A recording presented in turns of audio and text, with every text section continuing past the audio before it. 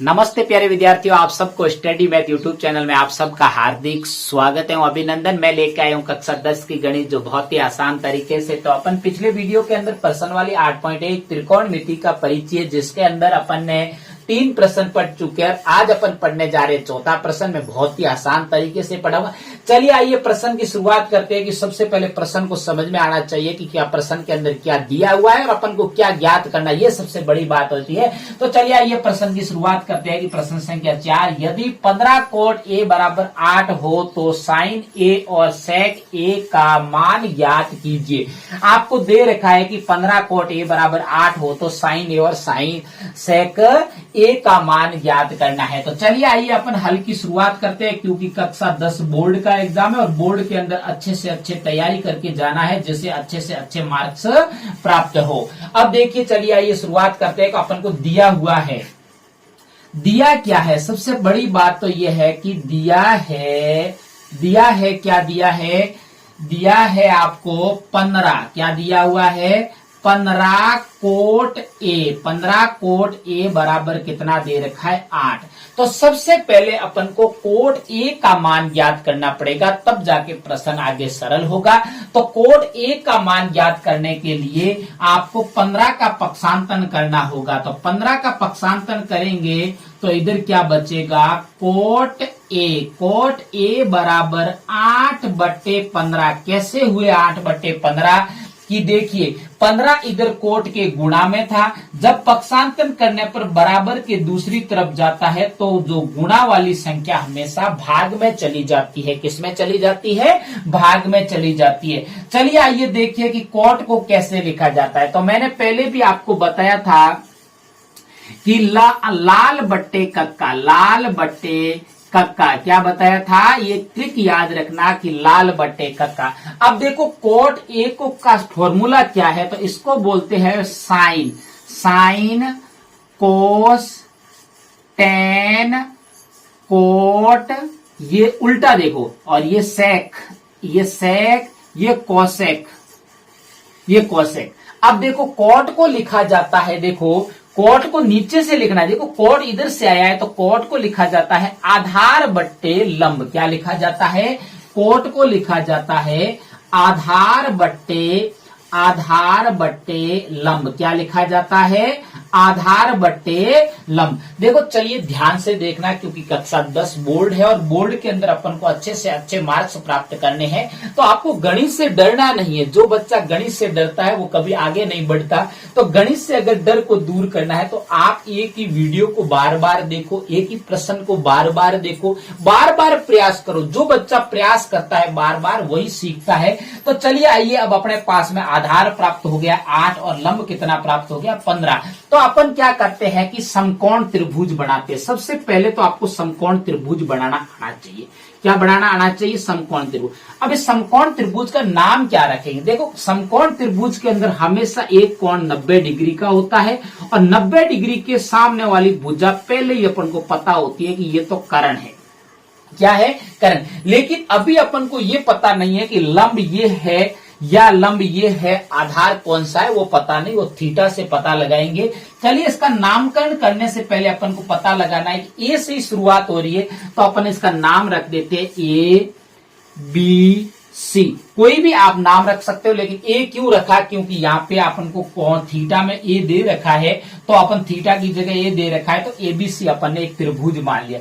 तो अब इस एबीसी त्रिभुज के अंदर आप देखिए, आपको ए को क्या मानना है? थीटा मानना है। इस ए को जब अपन थीटा मानेंगे तो ए को थीटा मानने से आपके थीटा के सामने वाली भुजा ये लंब कहलाती है। क्या कहलाती है? लंब कहलाती है। तो बीसी अपने क्या प्राप्त हुई है? लंब। और तो पीछे बची है वो क्या है? आधार। ये क्या है? आधार। तो आधार आपके सामने ये है, लंब आपके सामने ये है। अब देखिए अपन के पास में दे रखा है कि आधार कितना दे रखा है? 8। कितना दे रखा है? 8। तो यहाँ पे 8 लिख दीजिए। उसके बाद में लंब भी दे रखा है, देखो 15। क्या दे रखा है? 15। अब देखो उसके बाद में आपको पता है कि अपने पास में जो क्या अज्ञात है, कर्ण अब की बार क्या है, अज्ञात है। तो कर्ण को ज्ञात करने के लिए सबसे पहले अपन को पाइथागोरस प्रमेय को काम में लेना होगा। तो अपन लिखेंगे, क्या लिखेंगे कि त्रिभुज, समकोण त्रिभुज, क्या लिखेंगे, समकोण, समकोण त्रिभुज, समकोण त्रिभुज ABC में, समकोण त्रिभुज ABC में आपको कर्ण पाइथागोरस प्रमेय द्वारा किसे करेंगे, पाइथागोरस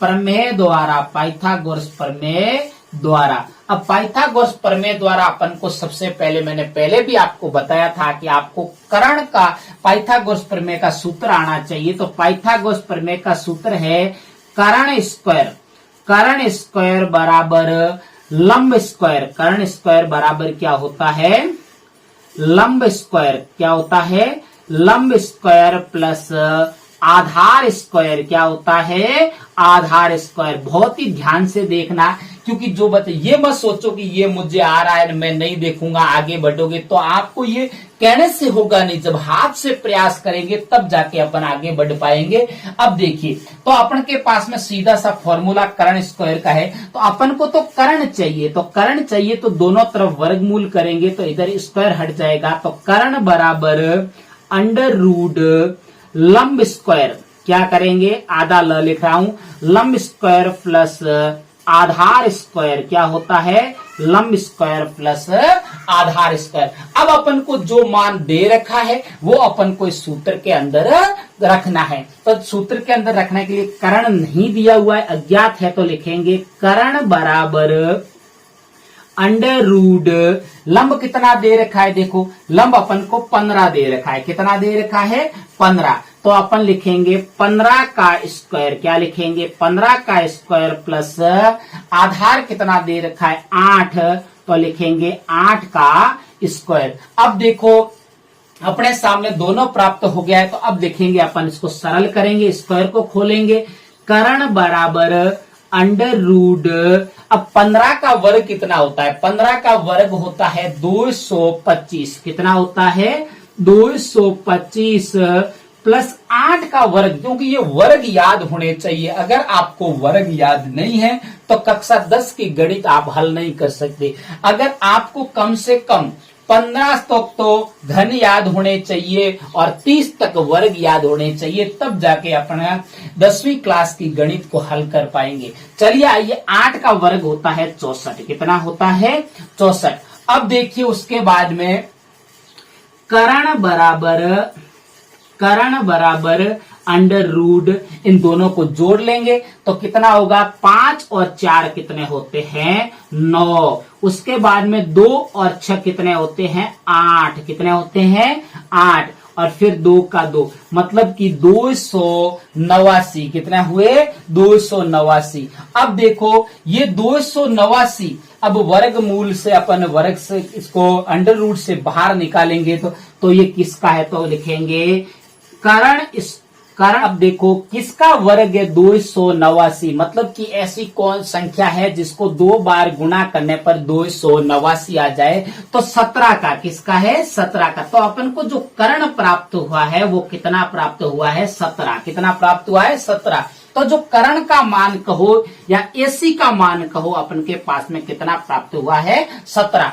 अब चलिए आइए, इतना करने के बाद में अब अपन ज्ञात कर सकते हैं साइन ए और सेक ए का मान। तो चलिए सबसे पहले अपन किसका, नंबर 1 पे अगर बात की जाए तो किसकी करेंगे, साइन ए का मान ज्ञात करेंगे, साइन ए। अब साइन को कैसे लिखा जाता है, मैंने पहले भी आपको लाल बट्टा का ये ट्रिक आप हमेशा के लिए याद कर लीजिए, आगे भी आपके बहुत काम आएगी। तो इसको देखो, साइन को लिखा जाता है, एल का मतलब लंब और के का मतलब कर्ण, मतलब कि लंब बट्टे कर्ण, कितना लिखा जाता है, लंब बट्टे कर्ण। अब आपके सामने अपन लिख सकते हैं आराम से कि साइन ए बराबर लंब का मान कितना है। लंब कितना दे रखा है, इधर देखो, लंब तो हमेशा थीटा किसको माना, ए को ही माना है, तो ए के सामने वाली भुजा ही लंब है, तो लंब अपने पास, लंब का मान कितना है 15। कितना है 15। और बटे में कर्ण तो यही है 90 डिग्री के सामने वाली भुजा, मतलब कि 17।